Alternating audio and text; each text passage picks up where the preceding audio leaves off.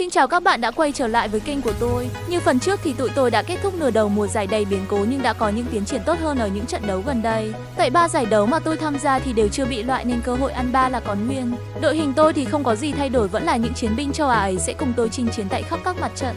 Trận đấu tiếp theo đội tôi chỉ phải gặp đội bóng gì đó mà tôi cũng chưa nghe qua bao giờ trong khuôn khổ giải đấu FIFA Club World Cup. Với phong độ hiện tại và chuyến du đấu tại MU thời gian nghỉ giải vừa qua thì chiến thắng là chuyện đơn giản. Do đã vào tới vòng loại trực tiếp của các giải đấu nên trận đấu nào cũng rất quan trọng, vì vậy tôi sẽ dùng đội hình chính, thi thoảng sẽ xoay tua 1 tới 2 vị trí chứ không tung đội hình B vào đá nữa. Nhìn sơ qua đội hình chính bên kia thì tôi thấy giá trị đội hình hai bên khá tương đương nhau nên tôi khuyên các con báo thủ không được chủ quan mà phải đá cẩn thận.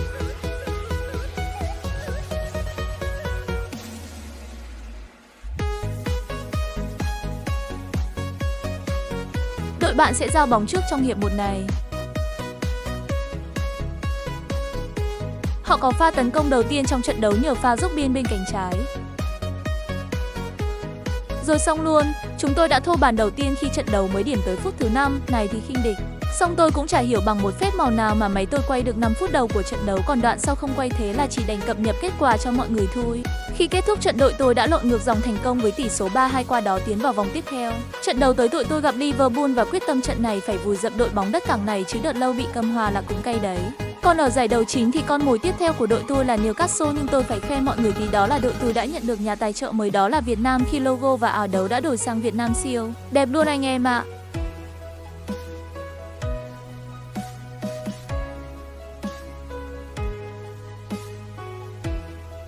Sân vận động thì full chỗ ngồi với hơn 90.000 chỗ và có tên là Giấc Mơ. Cái tên này tôi lấy nguồn cảm hứng từ nhà hát của những giấc mơ của đội bóng nào đó he he. Còn các trung tâm y tế, khu tập luyện cũng đã đạt tiêu chuẩn quốc tế từ 3 sao đổ lên. Về giải đấu thì Newcastle đang đứng ở vị trí thứ 7 của giải đấu, sau đội tôi 3 bậc. Đây là trận đấu quan trọng vì nếu thắng chúng ta sẽ có cơ hội chen chân vào top 3, còn thua thì gần như không thể chạm tay tới chiếc cúp vô địch. Ôi nhìn lá cờ Việt Nam bay phấp phới trên khán đài mà tôi lại thấy ông Từ hiện về. Các bạn biết ông Từ chứ? Từ nơi đồng xanh thơm hương lúa về nơi nhà cao xe sang phố, hòa một niềm tin gieo ca yêu. Từ nơi đảo xa mênh mông. Anh Sian Onstar là đội giao bóng trước trong hiệp 1 này và cũng là đội bảo vệ khung thành phía tay trái của quý vị. Ngay phút thứ 5 của trận đấu, sau pha phất bóng lên không tốt của thủ môn Newcastle thì bóng đã quay về quyền kiểm soát của đội tôi và Sumodo giúp tung ra cú sút căng như kẻ chì, nhưng chỉ tiếc là bóng đi chưa chính xác. Sau pha đá phạt góc không thành công của Newcastle ở phút thứ 39, bóng tới chân của Taremi và pha anh ta đang bứt tốc rất nhanh. Đội chủ nhà cũng 3 chân 4 cẳng phi thật nhanh về phía khung thành của đội bạn để chuẩn bị chờ đường tạt bóng của Taremi. Chỉ tiếc là cú tạt bóng này hơi sâu, nhưng Trippier của Newcastle lại xử lý lóng ngóng và tạo ra cơ hội nguy hiểm cho Sumodo giúp dứt điểm, nhưng bóng lại đi đúng vào vị trí của thủ môn. Sau những pha hãm thành không thành công của anh Sian Onstar thì đội tôi bị Newcastle ép sân lại nửa cuối hiệp 1. Bóng tới chân của Esicha, anh ta đang dong bóng ở ngoài vòng, cầm trước hàng vạn cầu thủ áo đỏ. Chuyện gì xảy ra vậy? Một cú sút không tưởng và một bàn thắng phi thường dành cho Newcastle. Đội tôi lúc đó như chết lặng. Nhiệm vụ buộc phải thắng trận này càng trở lên khó khăn. Kết thúc hiệp 1, bọn tôi bị dẫn trước với tỷ số 1-0. Hiệp 2 gần như là 45 phút sống còn của tụi tôi. Thua thì hết cơ hội leo lên top 1, còn thắng thì còn gỡ. Ngay đầu hiệp 2 đội bạn có 2 sự thay đổi người. Tôi nghĩ là họ muốn gia cố thêm hàng thủ để bảo toàn tỷ số. Nhưng có vẻ huấn luyện viên đội bạn đã nhầm. Hồi xưa cha ông chúng tôi còn đánh bại được nguyên dàn pháo đài của Pháp tại Điện Biên Phủ thì dàn xe buýt 2 tầng này đã là cái gì? Sau hàng loạt những pha phối hợp như theo hoa dệt gấm khiến hàng thủ đội bạn bối rối, và nhân cơ hội đó Sumodo giúp có pha dứt điểm quyết đoán đánh bại thủ môn Newcastle quân bằng tỷ số 1-1 cho anh Sian Onstar. Bước đầu cho cuộc lội ngược dòng đã thành công.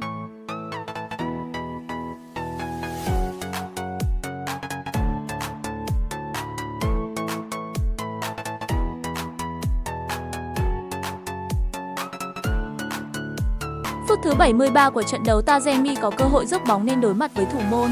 Một mình một ngựa phi lên nhưng cú dứt điểm của đấng thì không đánh bại được thủ môn đội họ. Tôi lại cảm thấy mùi muốn cưa ghế huấn luyện viên đâu đây? Thời gian càng trôi về cuối, lòng tôi càng thêm sốt ruột. Lúc này tôi đã nghĩ tới những cách viết đơn xin từ chức như nào rồi. Chỉ chờ hết thời gian là viết thui hu hu. Ở phút bù giờ đầu tiên, hậu vệ đội bạn có pha phạm lỗi ngay trước vòng cấm và ăn ngay trước thẻ đỏ vào mồm.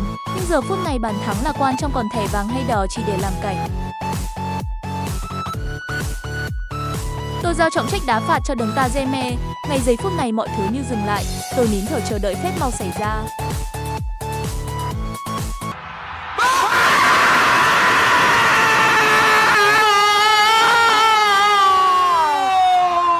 Tuyệt vời!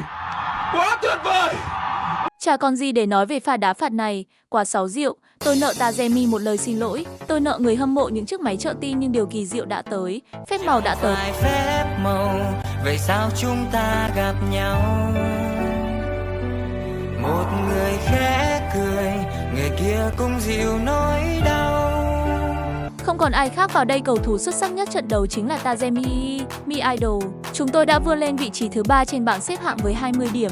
Bằng điểm với Man City đang xếp ở vị trí thứ 4 nhưng vẫn bị PSG bỏ xa tới 7 điểm mà vòng thứ 10 của giải đấu đã kết thúc. Chỉ còn 5 vòng nữa thôi, thực sự là khó.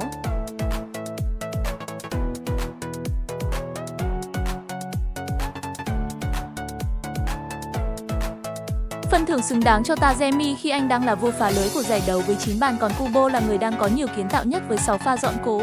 Từ kết cúp FA Anh chúng tôi gặp những chú gà chống Tottenham Hotspur của Son Heung-min, một kẻ phản bội của câu lạc bộ, và tôi sẽ không tha thứ cho điều đó. Trận này tôi phải đem những chú gà trống này ra thịt.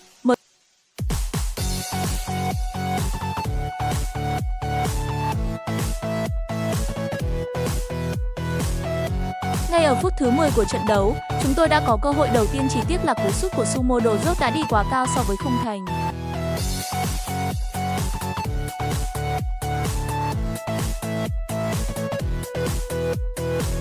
Tới phút thứ 24 và vẫn là Sumo Dozok vẫn ở vị trí đó, nhưng cú sút lần này đã tốt hơn, bóng cắm thẳng vào góc chữ Anh của khung thành 1-0 cho anh Sian Onsterta.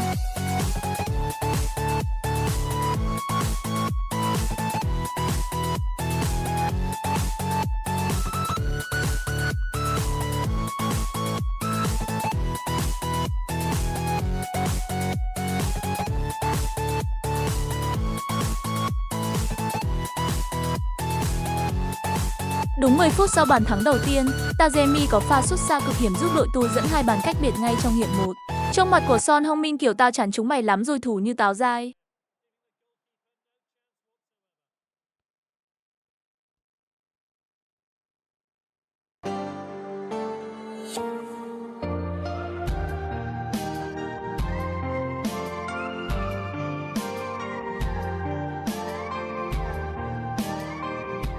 Trong pha tấn công bất thành thì Tottenham phải nhận gáo nước lạnh thứ 3 khi chỉ cần Sumo Dozok và Tajemi đã phá toang hàng phòng ngự của đối phương, nâng tỷ số lên 3-0. Có lẽ là Tottenham đã vỡ trận rồi.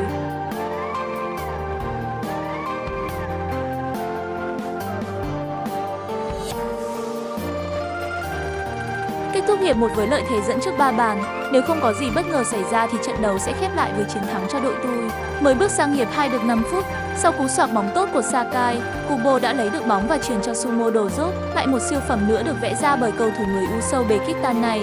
4-0 quá, nhanh quá, nguy hiểm. Dẫn 4 bàn quá an toàn nên tôi đã có một vài mạo hiểm khi cho Đoàn Văn Hậu của Việt Nam đá tiền đạo cánh trái với mong muốn cầu thủ Việt Nam đầu tiên sẽ ghi bàn thắng tại một giải đấu tầm cỡ thế giới.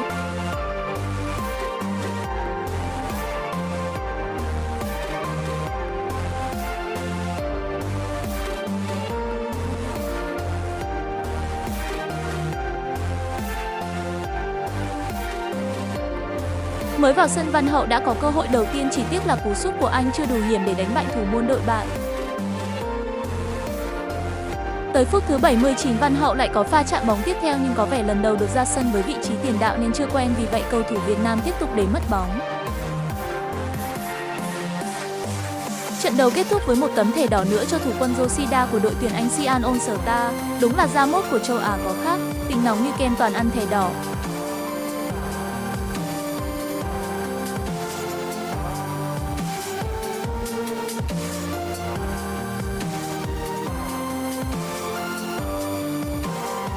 Với chiến thắng 4-0 đầy thuyết phục trước Tottenham, chúng tôi đã tiến vào vòng bán kết quả giải đấu và sẽ đụng độ Man City.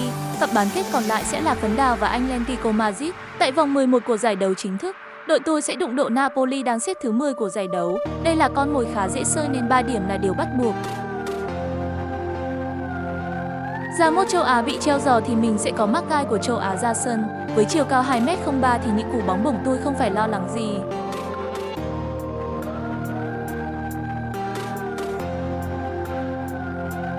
Huấn luyện viên đội bạn nhìn như mafia Anh Ý, sợ thắng trận này nhưng không ra nổi sân mất. Trận này đội tôi làm khách trên sân của Napoli, sân rất đẹp, khán đài chật ních người, đó sẽ là sức ép vô cùng to lớn cho đội tôi.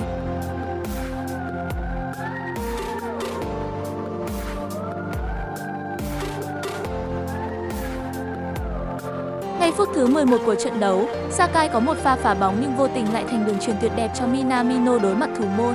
Và nhiệm vụ của anh chàng này là tương đối dễ, tỷ số được mở cho anh Alonso.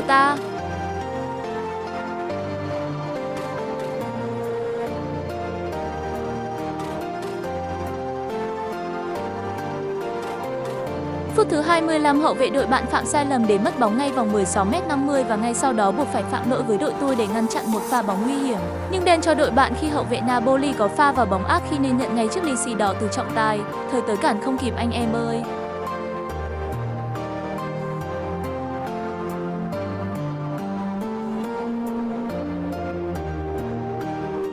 Cú đá phạt này tôi đã không cất bóng vào trong mà chuyển ra cho Inu, nhưng cú sút của Inu lại đi chệch cột dọc trong gang tấc.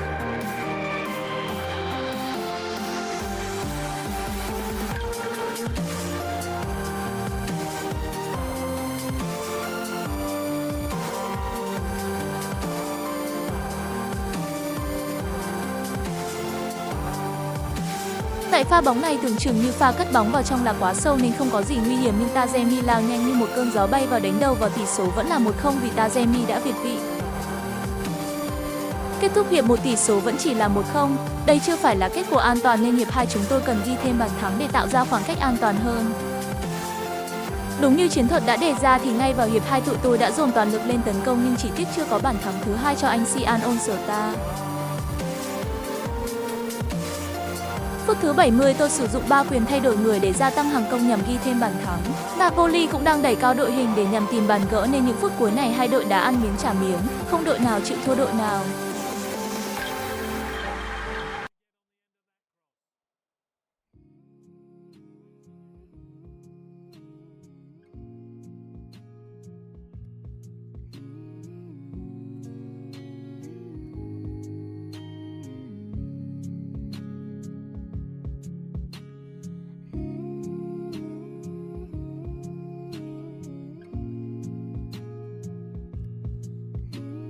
Đang tấn công hăng say thì đội tối bất ngờ bị phản công, tình huống được đưa về là 2-2.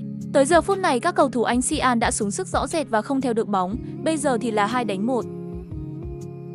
Và tôi như chết lặng khi phút thứ 88 đội bạn có pha gỡ hòa đẳng cấp, thế là hết thật rồi, thời gian còn lại là quá ít để ghi thêm bàn thắng. Sau khi giao bóng đội tôi đã dồn toàn lực lên tấn công.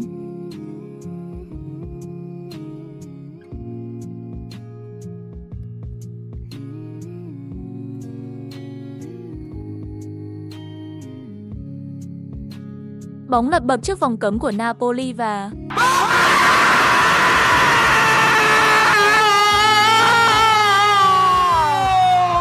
Nakamura, thiên thần bé nhỏ của anh Alonso. Tỷ số được nâng lên là 2-1 cho đội tôi, phép màu một lần nữa linh nghiệm. Ông trời không phụ lòng người mà hi hi. Một trận đấu 3 điểm nghẹt thở nữa của đội tôi và chúng tôi đã giành được vị trí thứ 2 với 23 điểm của Atletico Madrid, trong khi đó PSG đã để hòa trận vừa rồi và khoảng cách của tôi tới tắp một được rút ngắn xuống 5 điểm. Đội vừa cầm hòa được PSG chính là Tottenham của anh Son, tôi lại phải làm đơn xin lỗi anh Son thu hi hi. Còn tại FIFA Club Cup đội tôi phải đụng độ với Liverpool, trận này không thắng thì giải thể luôn vì đầu mùa giải đã bị đội bóng đất cảng cầm hòa nên trận này phải phục thù.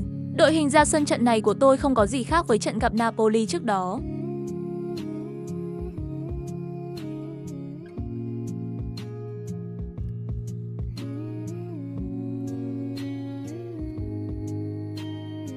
Liverpool là đội giao bóng trước nhưng đội có cơ hội đầu tiên lại là anh Alonso và cũng chính từ pha bóng đó tỷ số đã được mở cho đội tôi quả easy game.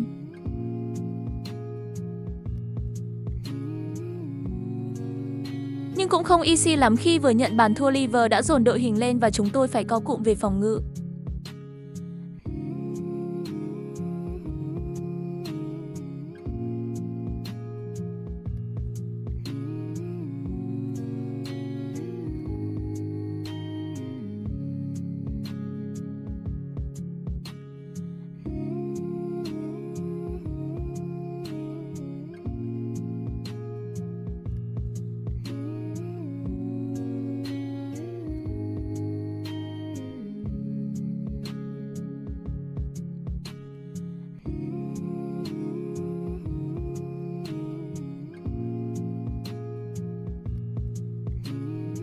Nhưng đội tôi cũng không phải dạng vừa, khi nhân cơ hội Liver đang mải mê tấn công thì anh Sian có pha phản công đầy sắc lẹm buộc hậu vệ đội bạn phải phạm lỗi, tí nữa thì được pen.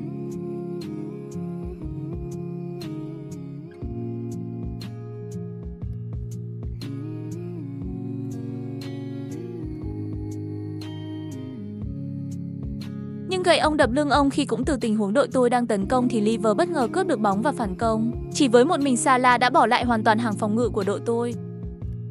Sau đó là cú dứt điểm lạnh lùng đánh bại thủ môn đội tôi, gỡ hào tỷ số 1-1. Liver quả là đội bóng mạnh. Có lẽ đầu mùa bọn tôi hòa là bọn tôi ăn may, chứ đúng ra là thua. Khi nhìn vào thế trận này, quả là rất khó cho anh Sian All-Star.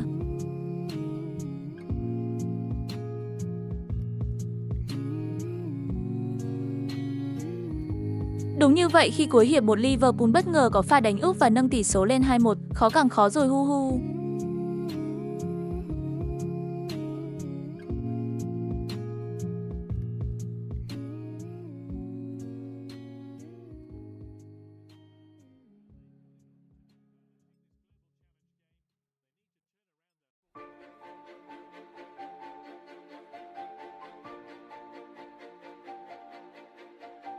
Sang hiệp 2 với quyết tâm ghi bàn thắng để giành chiến thắng thì ngay đầu hiệp Zenit có cơ hội đối mặt thủ môn nhưng không thể đánh bại được anh Alisson Becker bên Liverpool.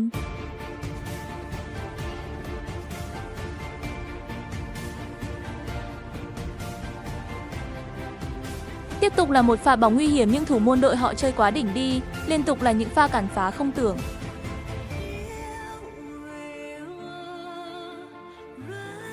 Sau đó tôi thay người để làm mới hàng công.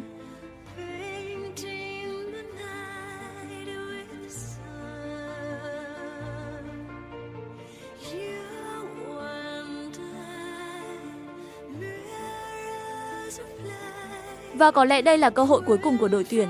Đứng trước cuộc phạt là đấng Taremi, xin ngài hãy cứu con như những trận trước. Nhưng mà là vào biển quảng cáo. Vậy là hết thật rồi sao? Chúng ta bị loại sao?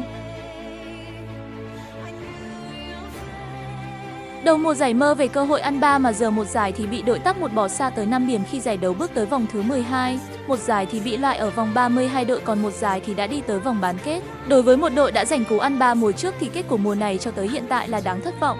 Tại giải đấu phân hạng chúng ta sẽ gặp đội bóng xếp thứ 7 trên bảng xếp hạng, đó là Barcelona, đang sở hữu một dàn line-up vô cùng mạnh khi có Rafinha. Lê Minh Già Mẫn sẽ là một trận đấu vô cùng khó khăn đây. Ở đội hình xuất phát tôi đã có 2 sự thay đổi khi Vũ Lỗi thay cho Sumo Đồ Dốc và Kamada thay cho Inu. Cùng lúc đó thấy việc Khứa Giai ơn quá đen nên tôi lại thay thủ môn người Philippines vào sân.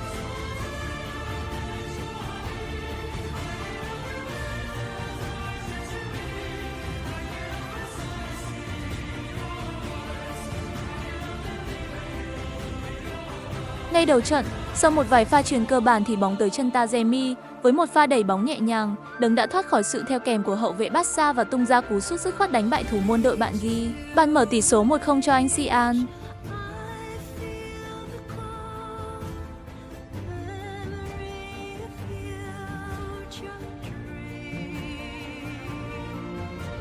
Có vẻ như bị loại ở một giải đấu nên các cầu thủ có thời gian và sức lực để tập trung cho giải đấu chính này, vì khi trận đấu mới điểm tới phút 16 thì tỷ số đã là 2-0.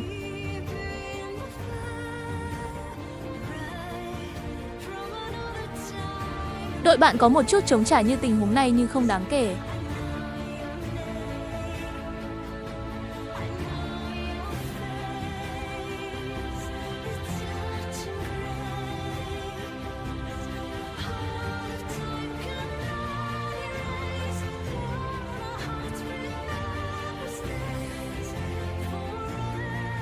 Phút thứ 73 của trận đấu tỷ số đã là 3-0, ấn định chiến thắng cho anh Sian. Kết thúc trận đấu với tỷ số 4-1, Barca có một bàn thắng danh dự nhờ công của tài năng trẻ Lê Minh Gia Mẫn. Đội tôi thắng trận này mà ăn mừng như vô địch vậy. Đội tôi đã bỏ xa các đội bám đuổi tới 4 điểm nhưng vẫn bị PSG giãn khoảng cách 5 điểm mà giải đấu còn có 3 vòng đấu. Thế trận đang là ngàn cân treo sợi tóc. Cú ăn 3 giờ chỉ còn là hư vô nhưng tôi tin phép màu sẽ xảy ra với đội tôi. Vậy muốn biết phép màu có xảy ra hay không thì hẹn mọi người ở phần sau của CG nhé. Bye bye mọi người. Ai vào YouTube ấy, nhớ subscribe kênh nhá. Mấy bạn nhớ subscribe kênh nhá. Ok, nhớ subscribe kênh. Cảm ơn các bạn rất là nhiều. Bây giờ thì nghe nhà mình đi đây.